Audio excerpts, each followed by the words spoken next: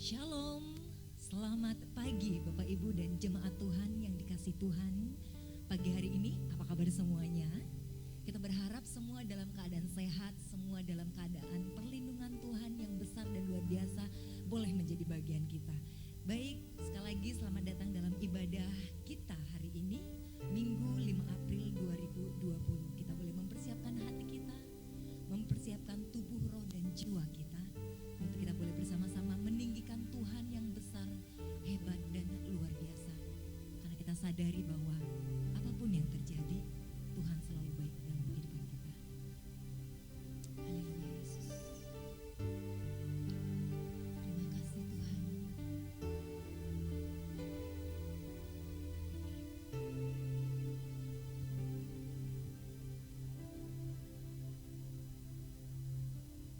Terkadang apa yang ku bayangkan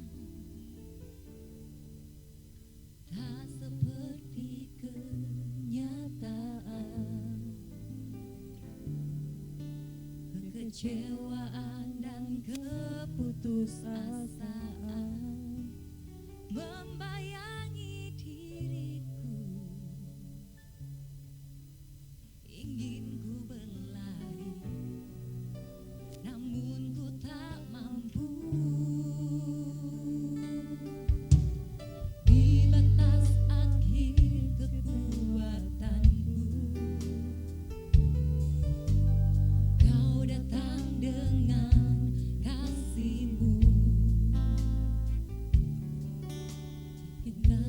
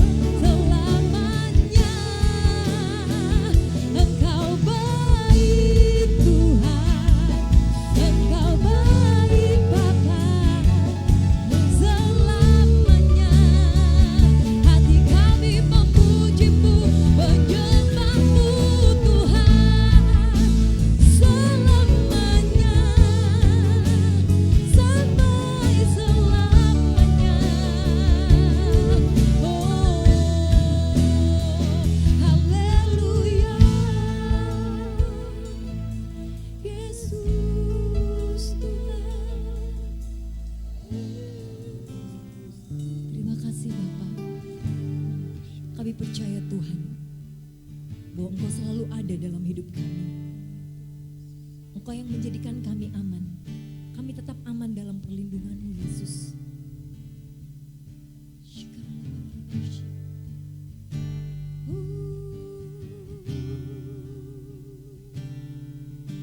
Savior, He can move the mountain. My God is mighty to save. He is mighty to save. Forever, author of salvation. He rose and conquered the grave. Jesus conquered the grave. My Savior, He can move the mountain. My God is mighty to save. He is mighty to save. Forever, author of salvation. He rose and conquered the grave. Jesus conquered the grave. Sing it, my Savior, my Savior. He can move the mountain. My God is mighty to save.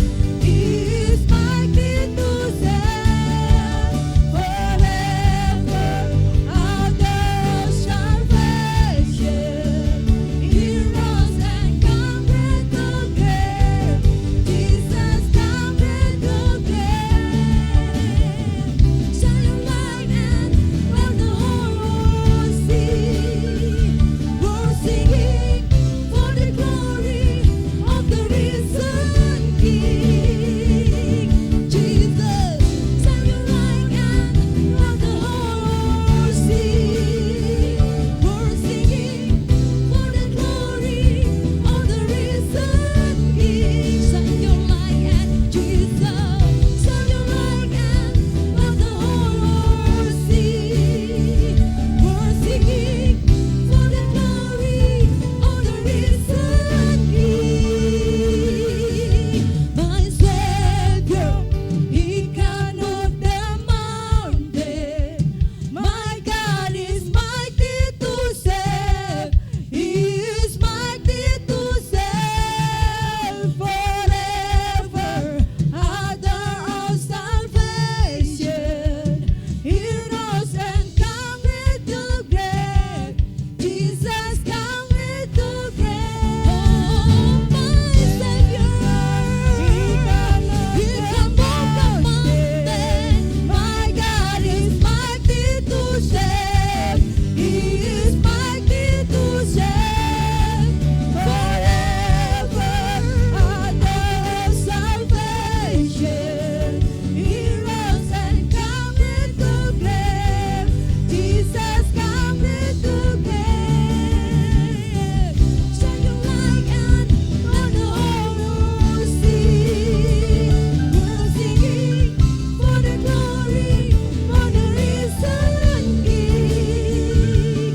Jesus, shine your light and let the whole world see. We're singing for the glory of the risen King. Kita berikan kemuliaan bagi Tuhan kita yang besar. Thank you Jesus, thank you Lord, thank you. Terima kasih Tuhan. Sungguh Engkau yang menjadi keselamatan kami. Sungguh Engkau yang menjadi pusat perhatian kami Bapa. Kami percaya Tuhan, bahwa apapun yang terjadi di muka bumi ini, itu semua Tuhan izinkan terjadi. Karena kami percaya bahwa kami memiliki Tuhan yang menjadi sumber keselamatan kami. Thank you Jesus, thank you Lord. Kami berikan hati kami, hidup kami. Kami mau bersorak-sorai atas kemenangan yang Tuhan berikan dalam hidup kami. Kami percaya Tuhan, kami bersukacita karena Engkaulah yang menjadi sumber sukacita kami. Terima kasih Bapa, di dalam nama Yesus Kristus Tuhan. Kami berdoa dan mengucap syukur pagi hari ini. Kami bersorak, kami bersukacita karena Tuhan yang menjadi sumber sukacita kami. Haleluya, amin.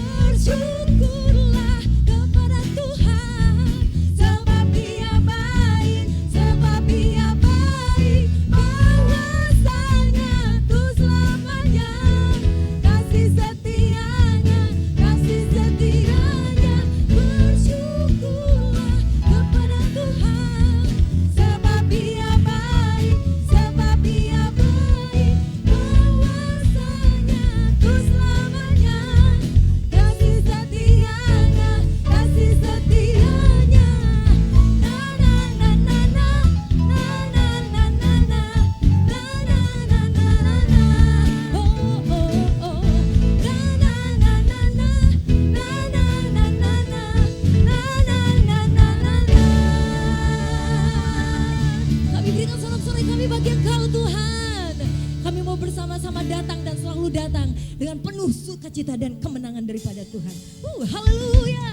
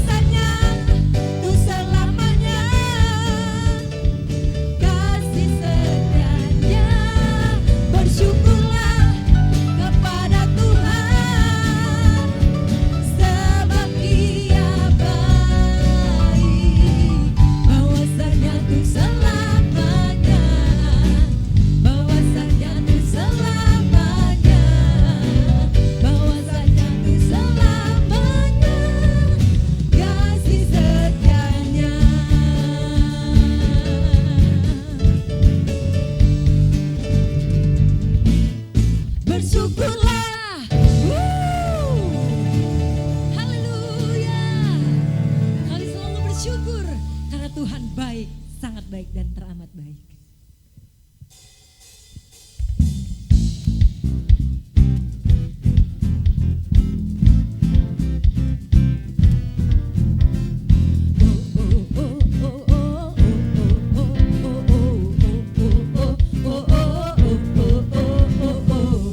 Dari utara ke selatan, terdengar pujian bagi Allah.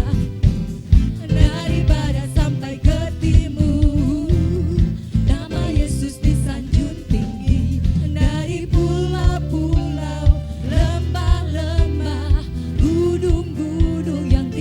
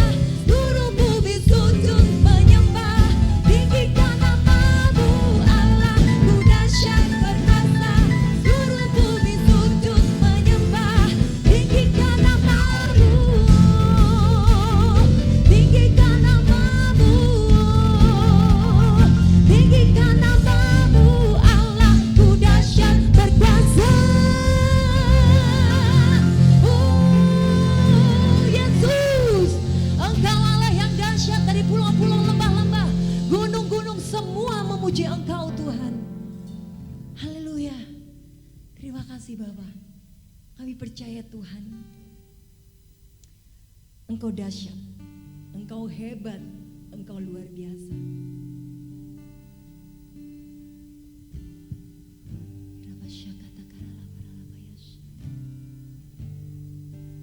Thank you Jesus.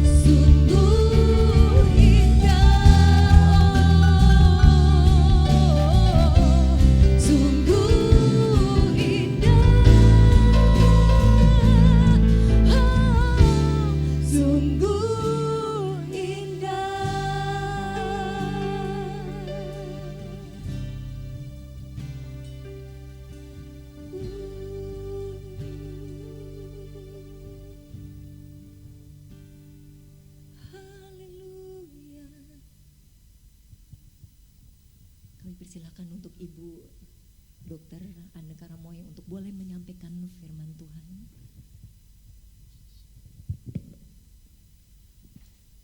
Saya ingin kita menyanyikan lagu yang terakhir tadi. Sedikit aja. Sungguh besar Pengorbananmu bagiku terlalu dalam untuk dimengerti. Sungguh besar,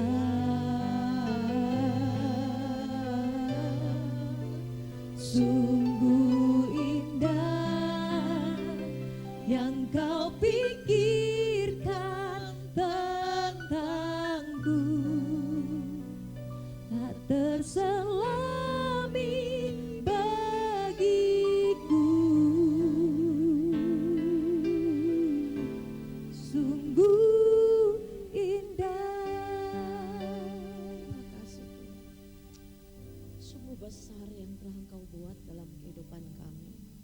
Sungguh kami tidak mengerti, Tuhan, tak terselami bagi kami. Kami yakin dan percaya firman-Mu itu, Tuhan, yang membuat kami semakin mengerti. Dan Tuhan, sebagai anak-anak-Mu, biarlah tugas kehidupan yang Kau percayakan bagi kami itu, Tuhan, bisa kami laksanakan, sehingga kami banyak, Tuhan, menjadi berkat bagi orang lain. Sebentar kami akan membawakan mendengarkan firman-Mu. Biar kiranya firman ini, Tuhan, menguatkan kami dan membuat kami lebih lagi mengenal Engkau secara pribadi. Di dalam nama Tuhan Yesus, biarlah hati kami, Tuhan, dibuka, diurapi dan dijamah oleh Tuhan. Dalam nama Tuhan Yesus. Amin. Shalom. Bapak Ibu Saudara, lagu itu sangat berkesan buat saya. Kenapa? Karena kita tidak pernah bisa menyelami apa yang Tuhan rencanakan. Kita tidak pernah bisa mengerti bahwa Tuhan itu mengapa mau mati untuk menebus dosa kita. Pada pagi hari ini, saya ingin kita melihat dalam kebenaran firman dalam Markus 11 ayat 12 sampai dengan 14. Saya akan bacakan untuk saudara.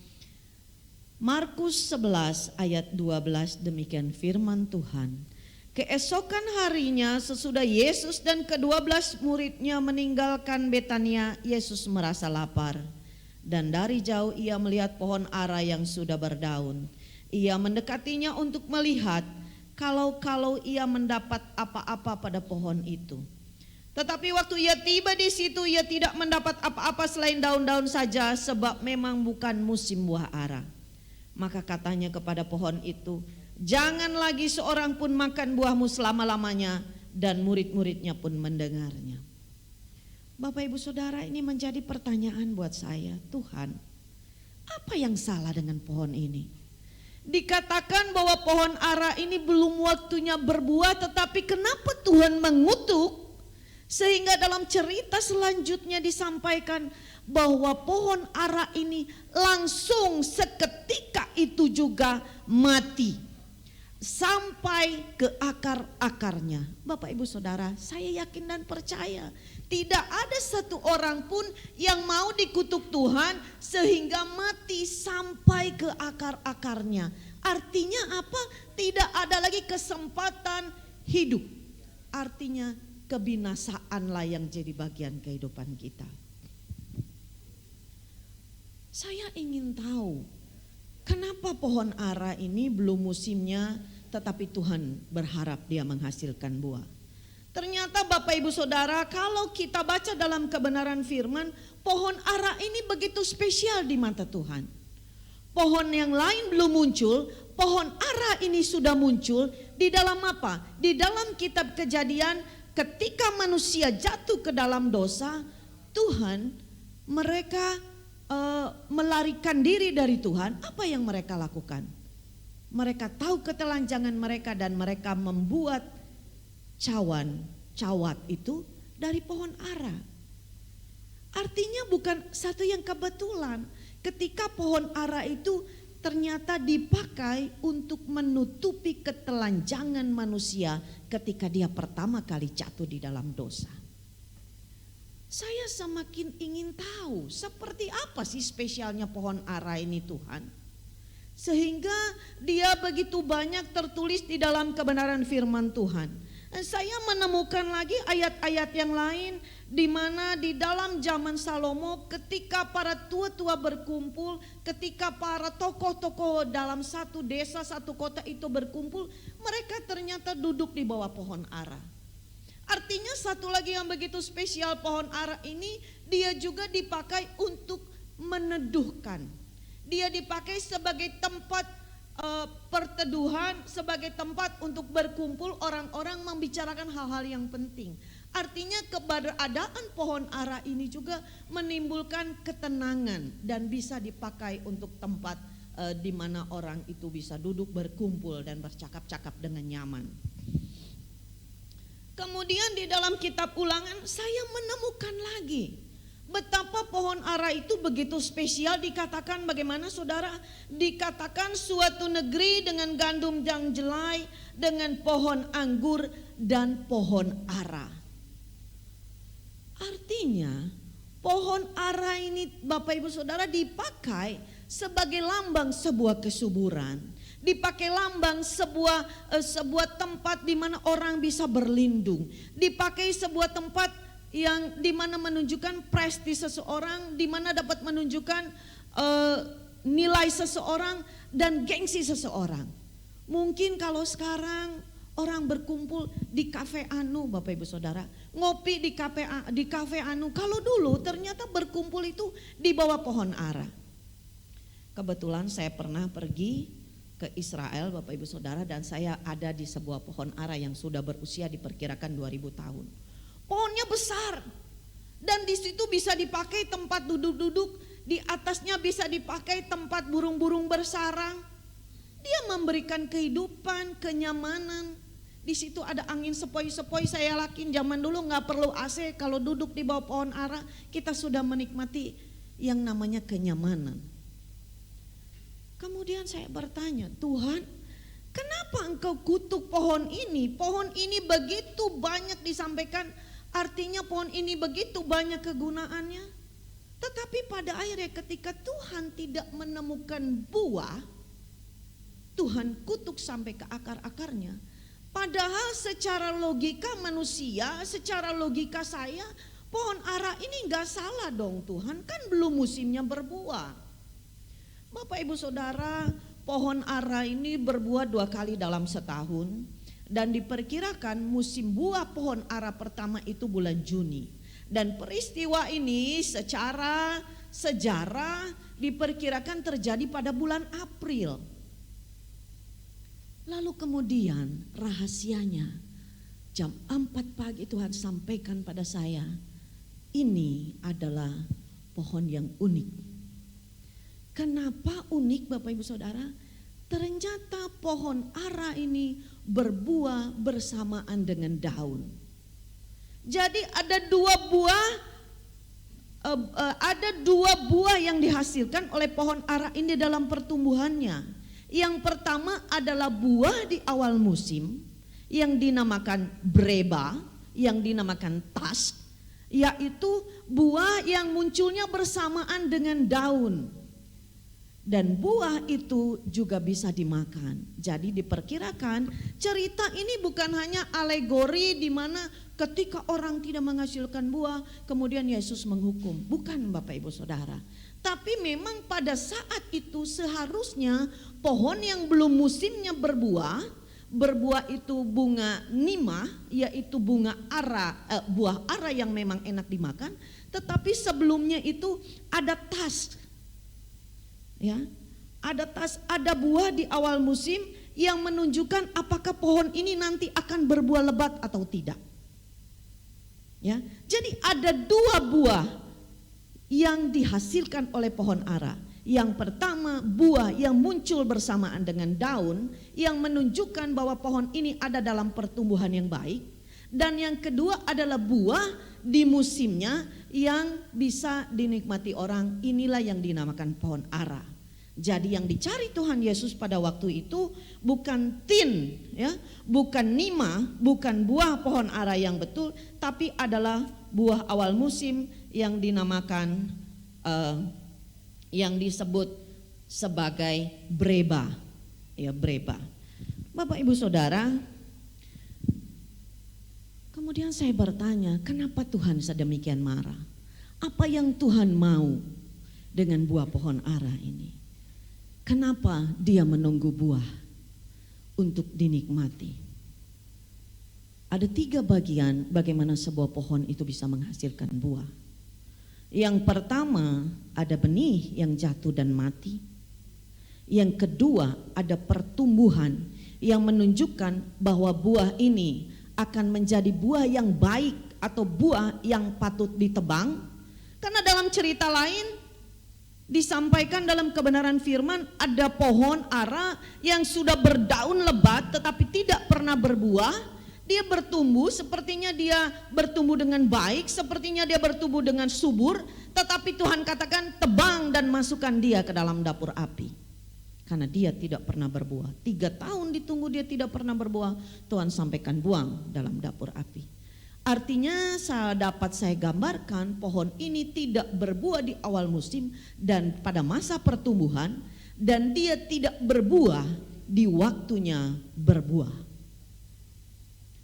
Yang 3 bagian itu Bapak Ibu Saudara, yang pertama saya sampaikan itu adalah benih, kemudian buah-buah pada masa pertumbuhan, kemudian yang dinamakan buah pada musimnya. Yang pertama yang ingin saya sharingkan dalam hal ini Bapak Ibu Saudara, apakah yang dimaksud dengan benih? Benih ini adalah kematian Tuhan Yesus. Kita sudah menerima kematian Tuhan Yesus. Sebentar lagi kita akan memasuki masa prapaskah, kita akan memperingati bagaimana Tuhan Yesus ini mati untuk kita. Ya. Yang pertama, benih ini sudah diselesaikan Tuhan. Mengapa dalam pertumbuhannya kita tidak menghasilkan buah-buah pertumbuhan atau buah-buah awal musim? Karena kita seringkali ingin menjadi benih itu sendiri. Seringkali kita tidak mengimani bahwa Tuhan sudah selesaikan semua. Ketika Tuhan Yesus di kayu salib dia berkata sudah selesai. Artinya Bapak Ibu Saudara, semua sudah selesai, jangan mengambil alih menjadi benih. Kalau kita mengambil alih menjadi benih, pertumbuhan kita tidak akan berjalan dengan baik. Kita terus menjadi benih. Kita berusaha menjadi benih dan artinya kematian Tuhan Yesus dalam kehidupan kita sia-sia. Apa yang dimaksud jangan menjadi benih? 2000 tahun yang lalu Tuhan Yesus mengatakan sudah selesai. Artinya iblis, sakit penyakit, kutuk, termasuk apa yang terjadi pada musim sekarang itu sudah Tuhan selesaikan. Kesakitan dengan kematiannya kita sudah ditebus, dengan kematiannya kita sudah kelemahan kita sudah ditebus, kesakitan kita sudah ditebus, kekurangan kita sudah ditebus, kematian. Kemudian dia sudah membangun, menasihati, menghibur dan membawa damai. Artinya semuanya sudah selesai. Hari-hari ini tipu muslihat iblis menggunakan virus untuk mengintimidasi kita. Kita ada di dalam ketakutan, kita ada dalam kelemahan yang membuat iman kita tergoncang. Padahal Bapak Ibu Saudara, benih itu sudah ditanam. Yesus yang mati sudah menghancurkan sakit penyakit kita, kelemahan kita, kutuk kita. Yang dilakukan oleh kita hanyalah bertumbuh dengan buah-buah di awal musim. Rasa khawatir itu yang dipakai untuk membuat kita menjadi lemah, kekuatan kita dicuri sehingga imunitas kekebalan tubuh kita berkurang. Jangan lagi Bapak Ibu Saudara mengatakan bahwa kita harus ikut di dalam penderitaan. No, penderitaan kita sudah diselesaikan di kayu salib. Jangan lagi berkata, aku mau bersama-sama di dalam kelemahan. Tidak Bapak Ibu Saudara, itu sudah benih. Itu sudah dihancurkan 2000 tahun yang lalu dan itu sudah dimenangkan. Yang kedua, inilah buah di awal musim, yaitu buah yang dihasilkan di dalam pertumbuhan. Bagaimana kita meresponi kematian itu dan bertumbuh di dalam sebuah karakter yang jelas, sehingga kita tahu kita anak siapa, sehingga kita tahu kita itu siapa. Pertumbuhan dari benih yang baik akan menghasilkan pertumbuhan yang subur, akan menghasilkan karakter yang jelas, akan menghasilkan kondisi-kondisi yang jelas Bapak Ibu Saudara. Pohon ara yang tidak berbuah pada musim berdaun itu dapat dipastikan dia tidak akan berbuah pada musim buahnya. Ya, artinya dalam pertumbuhan kita sehari-hari ketika kita menyebut kita anak Tuhan, kita harus bertumbuh sebagai anak Tuhan. Ketika kita mengatakan kita hamba Tuhan, kita harus bertumbuh sebagai hamba Tuhan. Kita harus memiliki karakter hamba Tuhan. Kita harus percaya seperti sering dikatakan bahwa kalau aku hidup di dunia ini berarti bagiku untuk memberikan buah. Buah-buah dari pertumbuhan itu. Bukan hanya daun yang terlihat lebar, daun yang terlihat begitu menyejukkan, tapi tidak bisa dinikmati orang lain. Ini yang Tuhan mau. Bukan buah pada akhir musim, tetapi buah yang dihasilkan selama kita ada dalam kehidupan kita. Bagaimana perkataan kita, bagaimana pikiran kita, bagaimana perbuatan kita mencerminkan label, mencerminkan pohon apa kita sebetulnya yang tertanam ini, Bapak Ibu Saudara. Ya. Metode pertumbuhan kita itu harus berupa peperangan di mana kita akan memperkatakan sesuatu yang baik yang menunjukkan karakter kita di dalam Tuhan. Sehingga firman yang keluar dari mulut kita, perkataan, pikiran, perbuatan itu menunjukkan perjalanan kita kepada satu buah yang besar. Jadi Bapak Ibu Saudara, buah yang diharapkan tumbuh ada di dalam pohon ara ini bukan semata-mata buah yang pada musim tertentu saja, bukan tergantung dari masa-masa atau tergantung dari mood kita atau tergantung dari kondisi kita atau tergantung dari keinginan kita, tetapi buah-buah yang dihasilkan selama proses pertumbuhan karena kita mengimani bahwa kehidupan kita ini sudah ditebus di dalam benih. Ya, jadi inilah buah-buah pertama yang dimaksud dengan mengapa Tuhan berharap ada buah yang ditemukan di dalam pohon ara itu, ya. Kita harus mengimani yang dikatakan, lihat betapa besar kasih yang dikaruniakan Bapa kepada kita sehingga kita disebut anak-anak Allah dan kita memang adalah anak-anak Allah. Sehingga tidak ada lagi intimidasi yang mengganggu pertumbuhan kita. Ingat ketika Yesus dia digoda oleh iblis, iblis mengatakan, siapakah engkau? Kalau engkau anak Allah. Sering dalam kehidupan kita diintimidasi. Ketika sakit penyakit, ketika kekurangan, ketika kita diperhadapkan dari rasa sakit, ketika kita disakiti orang lain, kita tidak mau bertumbuh di dalam buah-buah pertumbuhan. Sehingga pada akhirnya sulit untuk kita berbuah pada musimnya. Buah-buah pertumbuhan itu adalah satu proses, satu respon di mana bukan hanya nama, bukan hanya label, bukan hanya daun yang terlihat yang menunjukkan identitas kita sebagai anak Allah, tapi proses ini juga adalah proses di mana kita diasah untuk menghasilkan buah-buah awal, buah-buah pertobatan. Bukan lagi kita menjadi satu di dalam penderitaan, tidak, tetapi ini sudah dihancurkan, benih kita tinggal menjalani pertumbuhan itu dengan pertobatan dan pemulihan demi pemulihan dalam kehidupan kita. Dan yang terakhir Bapak Ibu Saudara, yang pada akhirnya itu adalah buah pada musimnya. Kalau buah pada musimnya kita sudah tahu, ketika dalam proses kita sudah dapat melewati proses ini, pada akhirnya pada musimnya kita akan menghasilkan buah-buah pertobatan. Di dalam Galatia disampaikan buah pertobatan, kasih, sukacita, damai, sejahtera, saya kira semua tahu.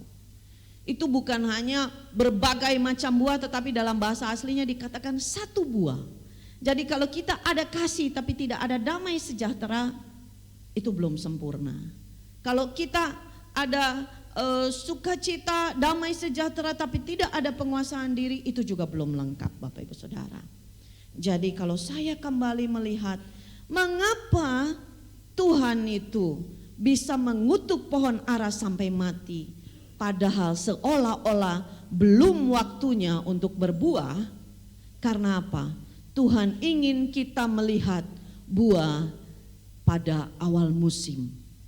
Dalam pohon ara dikatakan itu breba, buah yang sebetulnya belum musimnya, tetapi keunikan pohon ara itu dia berbuah pada masa pertumbuhan. Artinya kita tidak jatuh di dalam pencobaan, kita tidak jatuh di dalam pergumulan-pergumulan, karena kita percaya Tuhan Yesus yang sudah menyelesaikan, dan dalam proses kita menyelesaikan proses itu dengan baik, pada akhirnya kita akan menghasilkan buah-buah kebenaran. Hasilkanlah buah yang tetap, bukan hanya tergantung dari mood kita, bukan hanya pilih-pilih kepada siapa kita akan berbuah, bukan hanya pilih-pilih kapan kita mau berbuah Bapak Ibu Saudara. Pada kesempatan ini, baiklah kita bersama-sama dengan Rasul Paulus dikatakan, kalau kita hidup untuk menghasilkan buah, baik dalam proses maupun dalam kehidupan kita. Tuhan Yesus memberkati kita semua.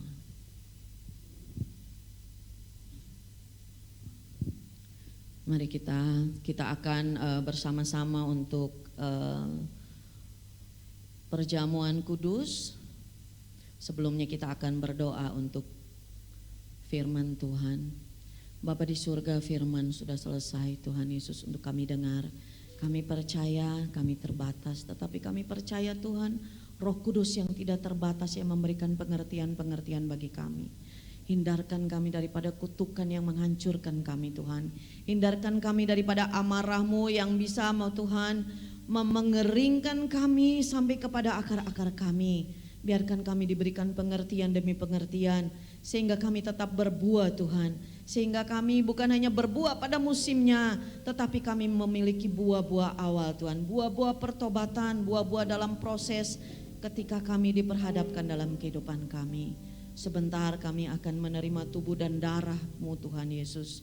Tubuh dan darah ini yang menyucikan kami. Tubuh dan darah ini adalah benih yang Tuhan sudah berikan bagi kami, yang mati, yang sudah memberikan kemenangan dalam hidup kami. Biarlah Tuhan kami memeriksa diri kami pribadi lepas pribadi, sehingga Tuhan kami dikuduskan, kami dilayakkan menerima tubuh dan darah Putra-Mu. Di dalam nama Tuhan Yesus. Haleluya, haleluya. Kami persilakan untuk Bapak Penatua Timotius Karnadi untuk boleh memimpin kita dalam perjamuan kudus.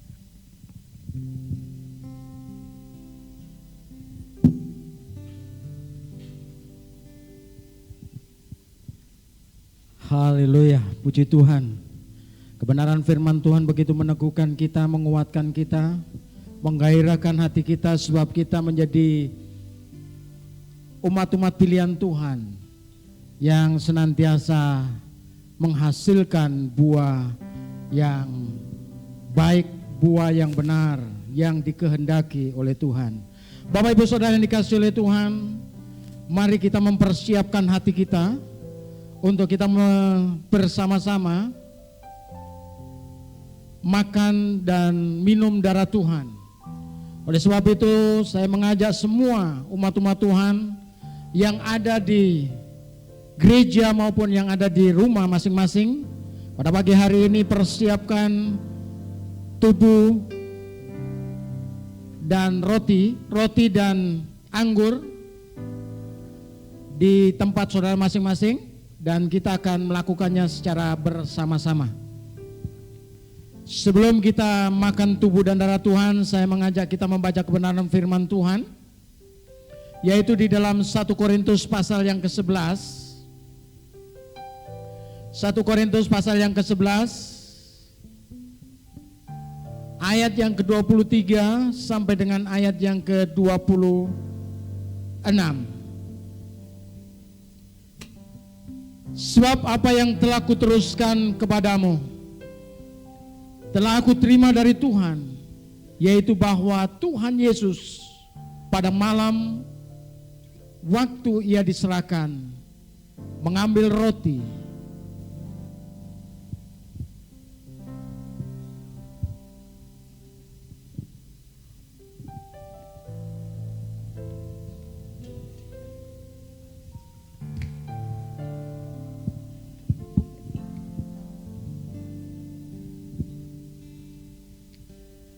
Bapa, Engkau baik. Bapa, Engkau baik. dan sesudah ia mengucap syukur atasnya, ia memecah-mecahkannya dan berkata, inilah tubuhku yang diserahkan bagi kamu, perbuatlah ini menjadi peringatan akan aku. Demikian juga ia mengambil cawan sesudah ia makan, lalu berkata, cawan ini adalah perjanjian baru yang dimateraikan oleh darahku. Perbuatlah ini setiap kali kamu meminumnya menjadi peringatan akan aku. Mari Bapak Ibu Saudara bisa mengambil tubuh dan darah Tuhan.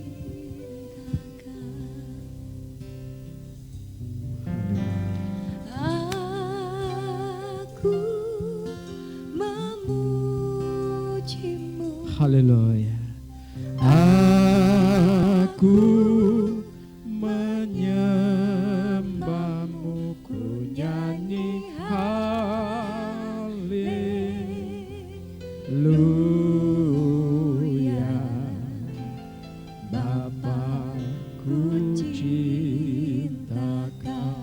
Angkatlah pujian ini. Aku memujimu, aku menyembahmu, ku nyanyi haleluya.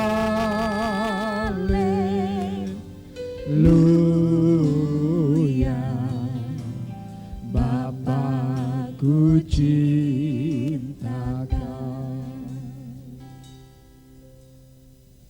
Bapa, Engkau baik. Bapa, Engkau baik. Haleluya Yesus Tuhan. Bapa, Engkau baik. Amin Tuhan. Kau selalu baik kepadaku.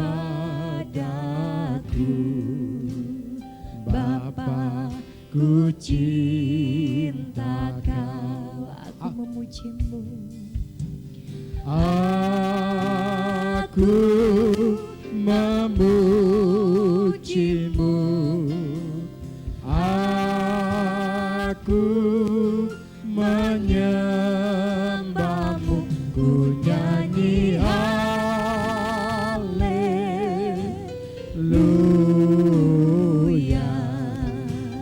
Bapakku cinta Kau, aku memujimu, haleluya. Aku memujimu, aku menyembahmu, ku nyanyi haleluya.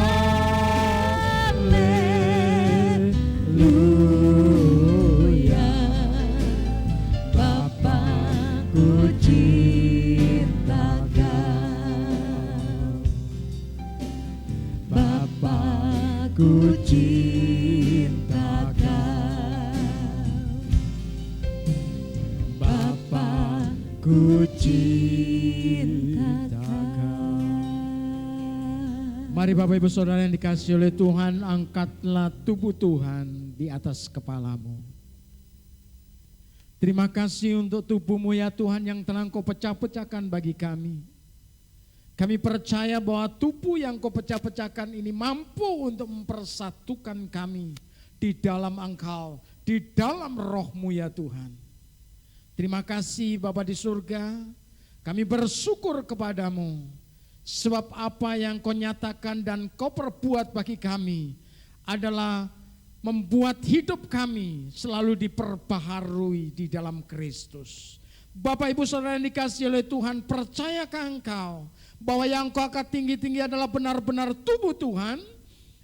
Mari kita makan bersama-sama di dalam nama Yesus.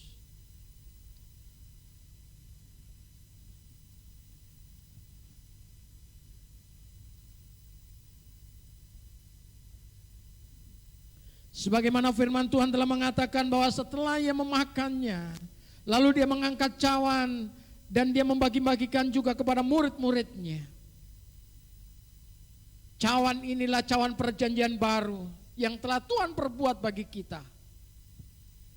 Sebab melalui darahnya yang mengalir, darah yang dikuduskan, darah yang disucikan, darah yang dimurnikan.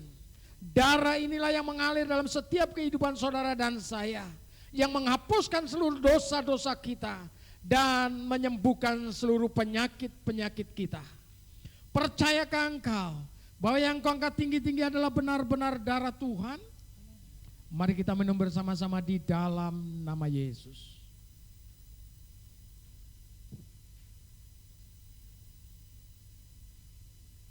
Semuanya ini telah terjadi sebagai contoh bagi kita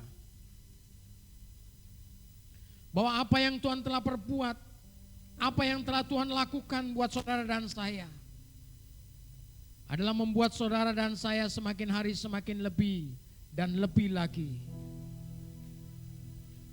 Sebab setiap kali kamu makan roti ini dan minum cawan ini, kamu memberitakan kematian Tuhan sampai Ia datang.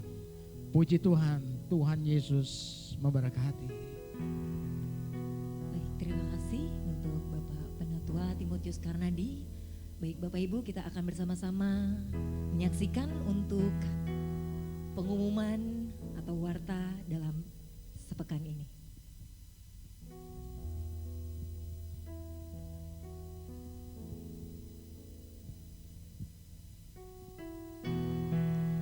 Akhiri ibadah kita pagi hari ini, kita bersama-sama bangkit berdiri, kita angkat tangan kita di hadapan Tuhan. Kiranya Engkau memberkati aku berlimpah-limpah dan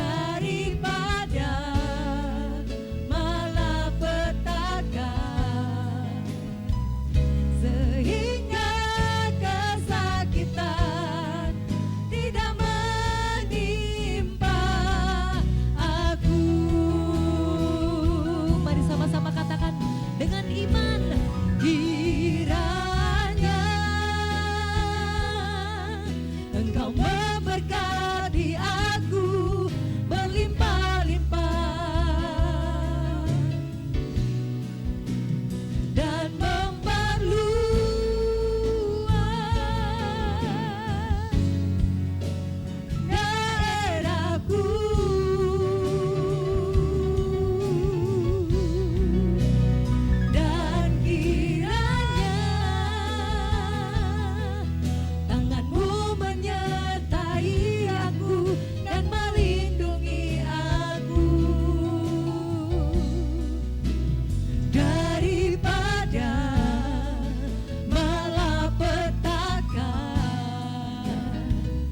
sehingga kesakitan tidak menimpa aku.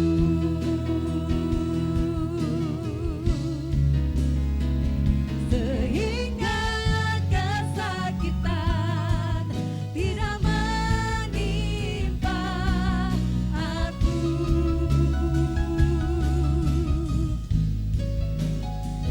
Sehingga kesakitan tidak menimpa aku.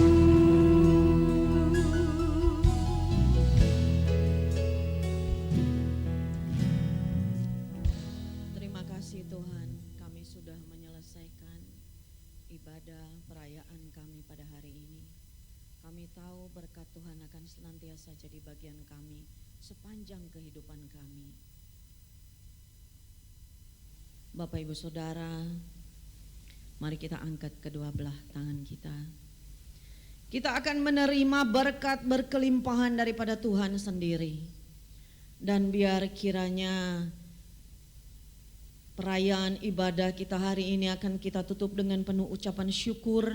Dan biarlah kita kembali kepada seluruh kehidupan aktivitas kita masing-masing, dengan disertai perlindungan, penyertaan, kekuatan daripada Allah Rohul Kudus, kekayaan, kesehatan, penebusan daripada Tuhan kita Yesus Kristus, Allah yang ajaib, yang menjaga kita keluar masuk kita, dan apapun yang kita perbuat Tuhan buat berhasil, karena Allah yang kita sembah, Allah yang memberkati kita, Allah Ishak, Allah Abraham, Allah Israel akan menjadi bagian kita.